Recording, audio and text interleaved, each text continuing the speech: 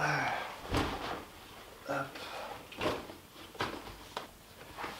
bah voilà, une bonne chose de faite. Le sac c'est bon, le départ approche, du coup on commence à checker qu'il nous manque rien et qu'on n'oublie rien. Je me suis dit que ça pourrait être intéressant de te faire une petite vidéo sur ce que j'ai décidé d'emmener avec moi. Tu vois, tout ça, ça va être ma maison pendant tout notre voyage, donc comme quoi il n'y a pas besoin de partir avec énormément de choses. On va aller voir tout de suite un peu plus en détail ce que ça donne.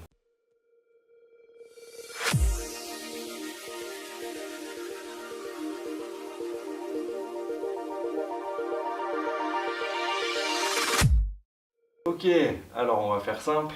Déjà on va voir ce que j'emmène rapidement au niveau des sacs en eux-mêmes. Donc ça c'est la petite pochette, celle-ci elle est cool parce qu'elle est, elle est stop RFID, donc c'est bien pour les passeports et puis pour les cartes de crédit.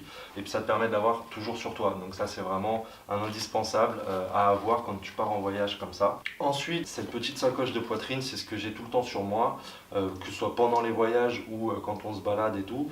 Et le gros avantage, c'est que tu peux mettre pas mal de trucs dedans. Par exemple, le réflexe avec lequel je filme, objectif monté, rentre entièrement à l'intérieur. Quasiment tout mon matériel de vidéo, donc le réflexe ou la petite caméra action, je peux les transporter là-dedans sans problème, j'ai pas besoin de surcharger le petit sac à dos ou autre. Ensuite, eh ben, je vais te parler du gros lourdeau. Bon, le gros lourdeau, c'est un peu une façon de parler. Donc ça c'est le sac de chez Decathlon, le Trekking 50 litres, qui est ma foi qui est super bien, qui est super pratique. Alors je vais pas te faire une review complète du sac, déjà parce que ça va prendre deux plombes, que tu n'es pas là pour ça je pense. Et puis surtout parce qu'il y a Alex Viseo, que tu connais peut-être, qui en a fait une très bien, donc je te mettrai le lien de sa vidéo dans la description de celle-ci.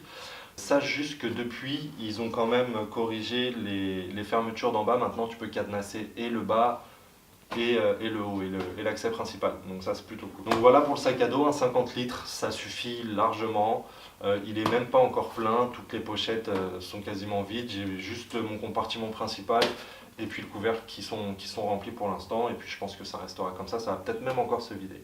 Allez, je te montre un petit peu ce qu'il y a dedans. Alors, au niveau du contenu de ce sac, je vais commencer rapidement par t'expliquer ce que j'ai dans le couvercle du sac. Alors moi, dans cette petite sacoche, je vais mettre tout le matos électronique, entre guillemets, tout ce qui est chargeur, batterie, piles. Les piles, pensez à les mettre dans des petits sachets à part hermétiques, voilà. Enfin, toutes ces conneries-là qui peuvent, au moment des contrôles, étant donné que ce sac passe en cabine, qui peuvent, au moment des contrôles, potentiellement poser problème ou en tout cas nécessiter un contrôle. Donc, très rapidement, je te ferai une autre vidéo qui concernera cette fois que le matériel électronique ou vidéo justement, si jamais tu es curieux de voir ce que j'emmène, parce que sinon ça va être beaucoup trop long. Donc juste pour que tu vois, je mets tout dans des petites pochettes comme ça, compartimentées, je compartimente tout, c'est beaucoup plus pratique. Donc dans ces pochettes, je vais avoir tout mon nécessaire électronique, chargeur, etc. Tu l'auras compris, je pense que je ne vais pas te faire un dessin. Et voilà. Alors maintenant, on va rentrer un peu dans le vif du sujet. Donc déjà, tu remarqueras que l'ouverture de ce sac se fait par le dos, ce qui est super pratique, un peu comme pour une valise. Donc ici, il n'y est pas là actuellement, mais ici dans cette pochette, j'aurai mon PC portable, donc c'est du 15 pouces, d'accord. Dans le petit filet que j'ai ici, petite paire de gants, histoire d'éviter d'avoir trop froid quand on va commencer à crapahuter un peu au Laos ou dans des pays où c'est un peu montagneux. La petite corde à linge ou ficelle, ou voilà, tu pourras l'utiliser comme tu voudras, mais je t'assure que tu seras content de l'avoir au moment où tu en auras besoin. Donc ça c'est là-dedans. J'ai mon petit sac à dos en fait, mon sac à dos d'appoint. Donc là il n'est pas rangé, normalement ça te fait une boule qui est grosse comme ça. En fait ce petit sac à dos, eh ben, il est super parce qu'il est extra plat, tu l'as vu. Hein, il se range en 2 secondes 30, tu as quand même 20 litres de contenance. Donc en fait pendant les balades, bah, c'est avec ce sac à dos là que je vais aller me balader, et c'est là-dedans que je mettrai le drone ou que je mettrai toutes ces choses là. Donc un petit sac à dos on va dire d'appoint, pour éviter d'avoir à te trimballer ton gros sac, c'est super important, et essaye d'en prendre un qui, un peu à l'image de celui-ci, soit vraiment, tu vois, très plat, voilà. Il prendra ni de place, ni de poids dans ton sac, ça c'est important. Petit sac à dos d'appoint. Ok, donc après, sur le dessus de mon sac, je vais avoir, qui est à l'envers, la pochette du drone. La pochette du drone qui reste accessible dans la même optique pour les contrôles, si jamais il y a besoin de la sortir ou quoi. Elle est accessible rapidement et tout est regroupé là-dedans.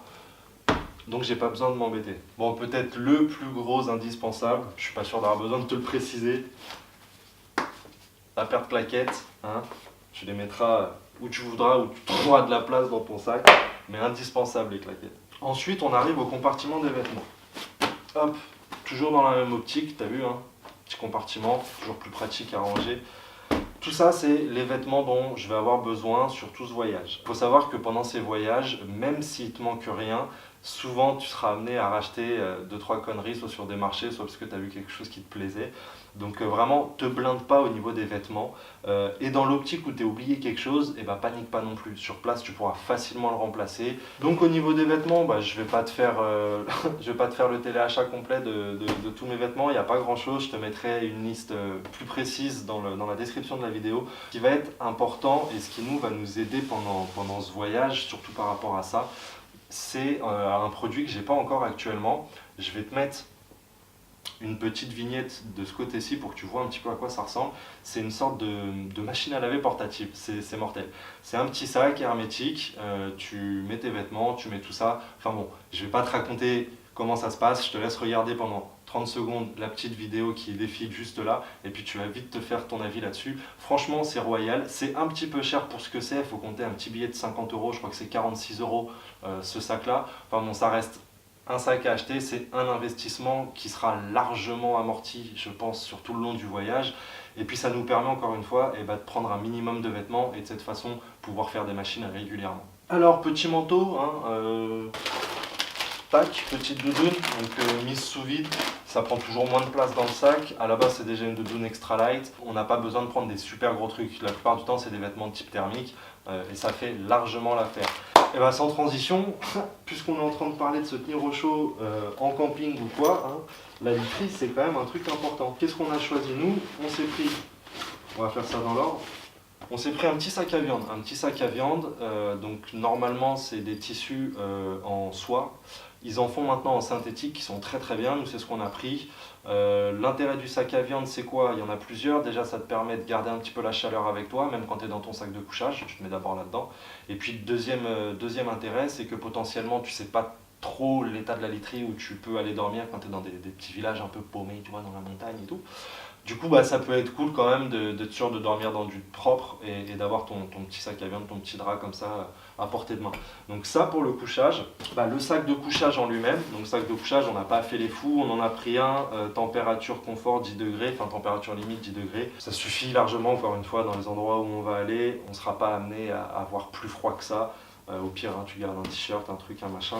Donc voilà, sac de couchage, ça dépanne de toute façon pour la taille et le poids que maintenant les sacs de couchage prennent, ce serait dommage de s'en priver. Petite serviette microfibre qui n'a rien à voir avec le couchage, pareil, hein, qui est super pratique. Pourquoi? Parce que ça sèche super vite, c'est fin, ça se range, ça prend pas de place. Donc la serviette microfibre qui va bien.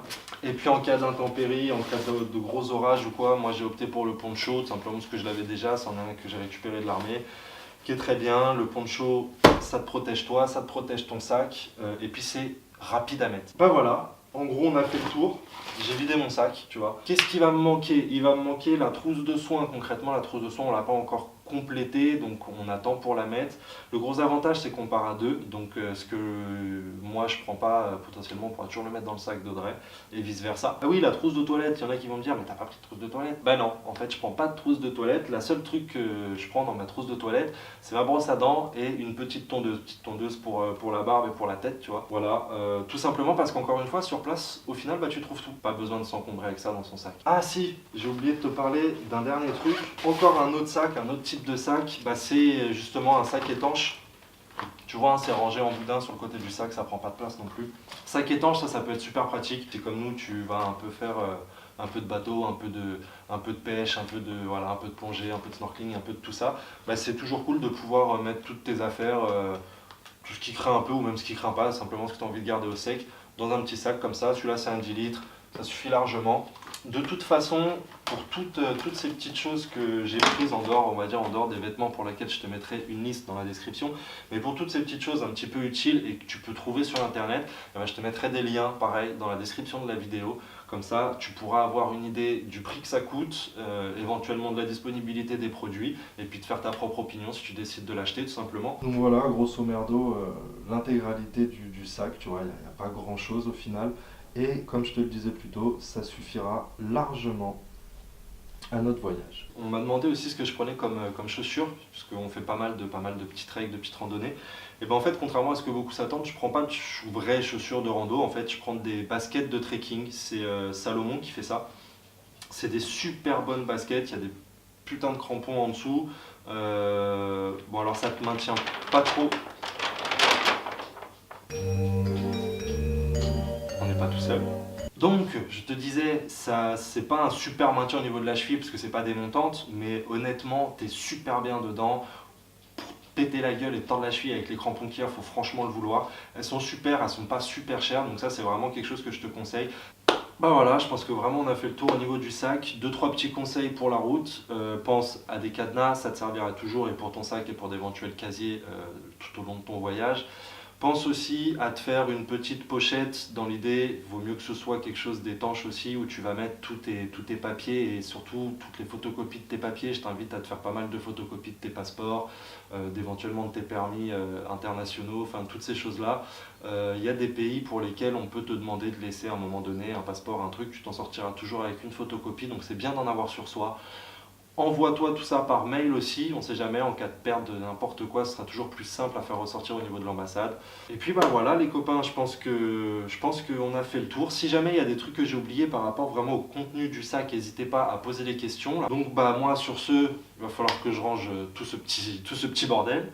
J'espère que la vidéo vous aura plu, j'espère qu'elle vous sera utile si vous préparez un voyage, si vous pensez avoir oublié des trucs ou quoi. Si vous avez d'autres petits trucs à nous conseiller ou quoi, n'hésitez pas à les mettre dans les commentaires.